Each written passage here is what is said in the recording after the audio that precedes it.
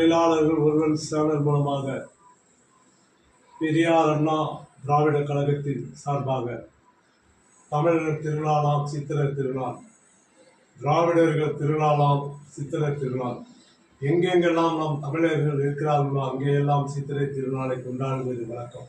ஆகையால் இந்த சித்திரை திருநாள் என்று தமிழக முதலமைச்சருக்கும் எதிர்கட்சி என் அருமை நண்பர் எடப்பாடி அவர்களுக்கும் இந்த நேரத்தில் நான் தமிழ் புத்தாண்டு நல்வாழ்த்துக்களை தெரிவித்துக் கொள்கிறேன். அது மட்டுமில்லாமல் அனைத்து கட்சி நிர்வாகிகளுக்கும், அனைத்து தொழிலாளிகளுக்கும், அனைத்து மக்களுக்கும், எங்கெல்லாம் நம் தமிழர்கள் இருக்கிறார்களோ அங்கெல்லாம் இந்த சித்திரை திருநாளாம் புத்தாண்டு 14/4/2026 சித்திரை புத்தாண்டு என்று தமிழ் புத்தாண்டை எல்லோரும் கொண்டாட வேண்டும் என்று இரு கை கூட்டி வணங்கி கேட்டுக்கொள்கிறேன். நன்றி, வணக்கம்.